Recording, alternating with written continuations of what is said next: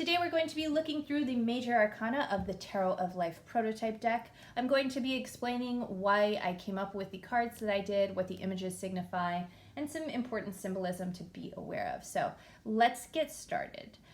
First we have the Fool. So the Fool is not the first card or even the last card of Tarot, but they are traditionally put in the first position. The Fool is actually the person that is experiencing Tarot. So if you are reading cards for yourself, you are the Fool. Now, some important symbolism of the Fool, we see the white rose. Some people mistake this for innocence, but the Fool is not innocent. They are foolish. They are blissfully ignorant. So they believe that their experience lends them to being better at a thing. And in this situation, they just have theories. They don't have real life knowledge. They haven't put their ideas to the test yet. And so that is what we're being asked to do when we see the Fool come up. Some important things to notice about the Fool. The Fool always carries a bag with him, and that is meant to store the minor arcana. In the Magician, we see that the Fool has unpacked their bag.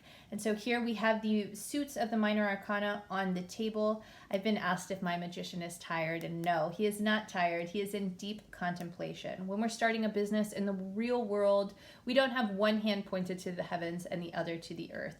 So I wanted to have him really deep in thought as he's taking stock of his resources that are available to him and figuring out how he could best leverage them to create whatever it is that Spirit is telling him to create. So here we see the cups, which signifies intuition and connecting with other people. We see pentacles, which is about actual structures, things we can physically touch, and finances. We see the sword, which is about our knowledge and how we communicate. And lastly, we see the wand, which is about what we have passion to create.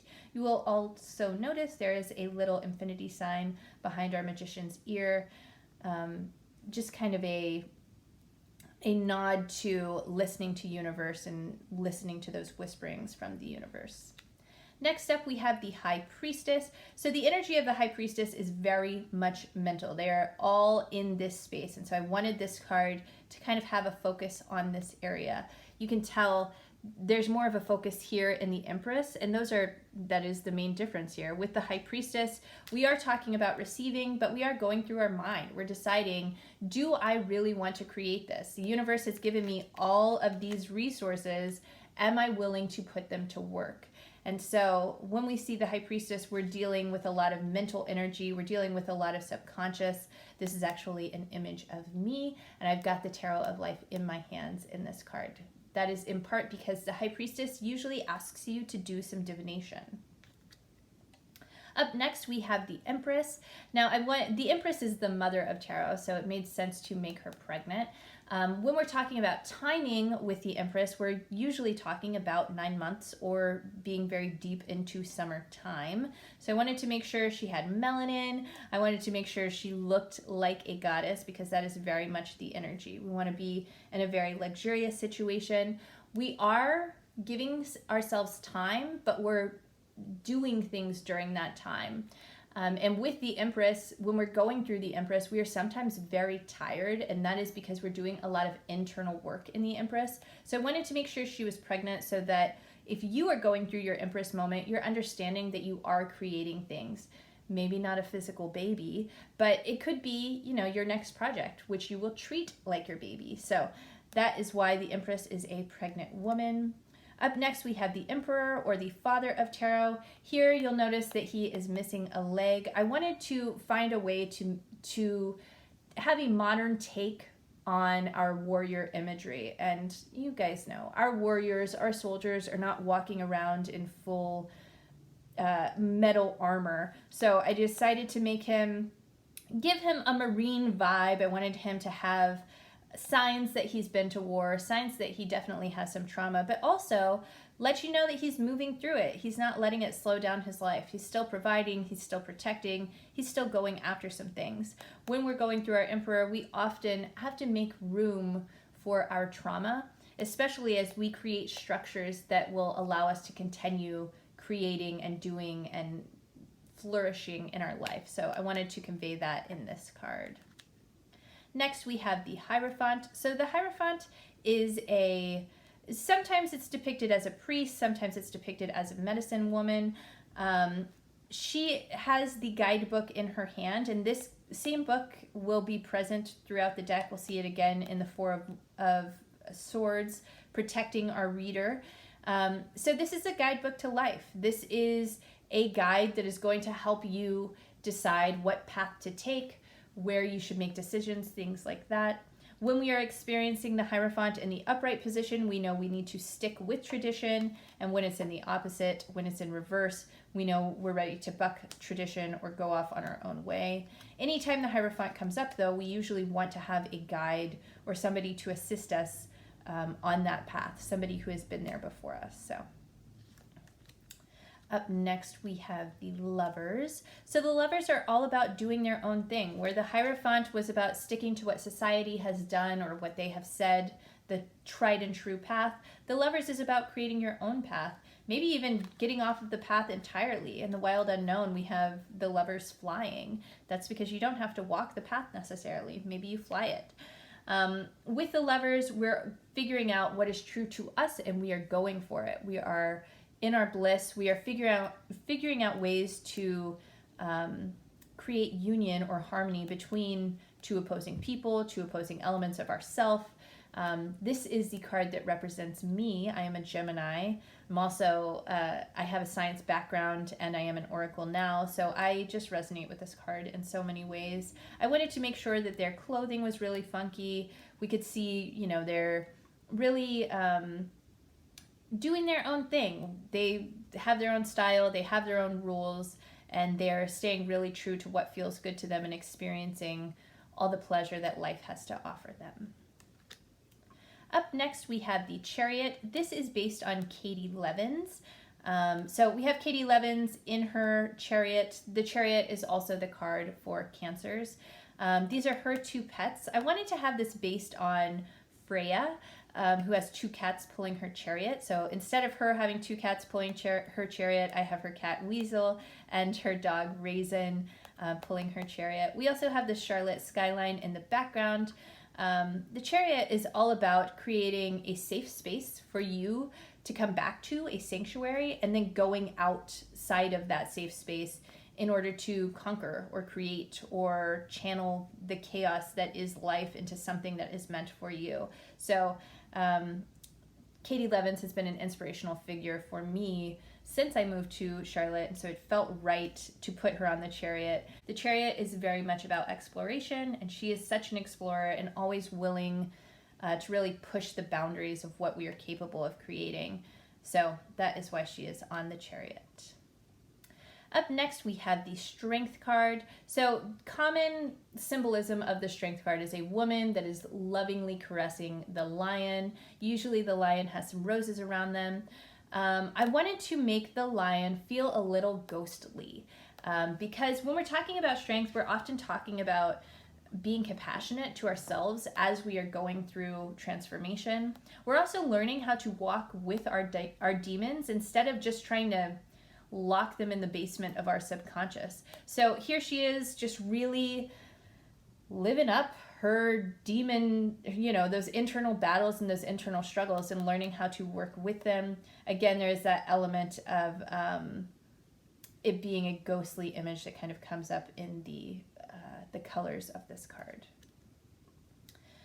Next, we have the Hermit. So the Hermit is about taking time to yourself in order to channel the world around you. And so common symbolism includes the mountains, which every time I talk to people about the Hermit card, whether they're going through it or they're preparing to go through it, there's always a mountain story. So I definitely wanted to include those mountains. We also regularly see the lantern, and so I had that as well. I didn't want her to be glum, though. I didn't want it to be a man dressed in all black or a woman dressed in all black. So instead I put her in bright yellow, and I've got her in the red rain boots that match her lantern. This is because she is walking with divinity. She is divinity. So this lantern is meant to represent God or divinity, and we see her very much grounded in it. So she's not just an idea person. She's actually testing these ideas and experimenting with them and making sure they are true. This is a card of solitude, and I think I did a really good job of conveying the solitude, but also the creativity and the pleasure of being alone in the Hermit. So up next we have the Wheel of Fortune. Traditionally, this is a wheel, and it's kind of conveyed like, okay, either you're on top of the world or the world is crushing you. Because I am such an action-oriented tarot reader, I didn't want to make it a disempowering card. So I decided to make my Wheel of Fortune a compass pointed north, and then I also made the North Star a little bit brighter. So with the Wheel of Fortune, in my sessions especially, I find that we're talking about priorities a lot, figuring out what is important to you, what do you need to continue putting energy towards, and so that is why I made the Wheel of Fortune in this way. I think it's a really empowering way to look at the Wheel of Fortune. It's definitely my favorite way. I did include a night sky in this one, and I include that in the star card as well, and in the moon. I think I took it out of the moon, actually. But I didn't include a background on this one, which I tried not to do for the most part, but it was just so fitting. It didn't make sense to have stars kind of hanging out on an empty white card for this one. So up next we have Justice. I wanted to make this a black woman for obvious reasons. So the whole lore of Lady Liberty is that she will cut off the head of anybody who disturbs the scales of justice. If they come off balance, she beheads whoever that is. And she has a bandana on because she doesn't show bias. So regardless of who you are and what your privilege is, if you are doing things wrong, you will suffer the consequences of them. So that is why we have this depiction on the Justice card. So up next we have the Hanged One. The Hanged One is gender neutral. I did not include the Hanged Man. I think it's really important that we get rid of gender as much as possible in the Hanged One. When we're dealing with the Hanged One, we are dealing with the consequences from our last phase of our life. This is also about taking a sacred pause, taking a breath, finding a spiritual perspective, and helping ourselves get out of this kind of limbo phase that we're in by finding spirituality, by taking deep breaths, by meditating, by doing yoga, by using all of those techniques that we have at our disposal. I did want to make sure this was a full-bodied person because I want to show the capability and the love and, just really celebrate all kinds of bodies and people. So that is the Hanged One. So up next, we have the Death card. This card is really special to me because I was working on it while I was sitting with my grandmother in the ICU as she was recovering from a brain aneurysm.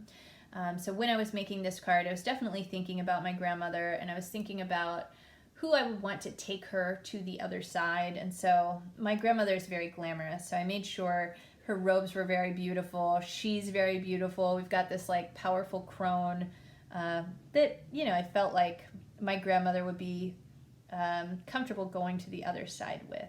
So some other elements of this card, we see the traditional scythe. I don't think most people realize that this is an actual tool that is used for harvest. And I wanted to make sure that I included its roots here. So I have our crone, our death, our reaper, if you will, in a wheat field. And you can see underneath her, where she has already done the pruning, that the grass is literally greener and that there is good reason to harvest or cut back what is growing currently to make room for the other things that you have going on in your life. So next we have the Temperance card. It was really important to me that I include a female scientist in this deck because I am a female scientist. I got a degree at 17 from the Texas Bioscience Institute. I went on to be the lead biologist for a medical device company. So I wanted to include a scientist in this deck, and Temperance was just the perfect place for that. So this is depicting Marie Curie. She discovered two elements, radium and polonium, and she also did a lot of work on radiation.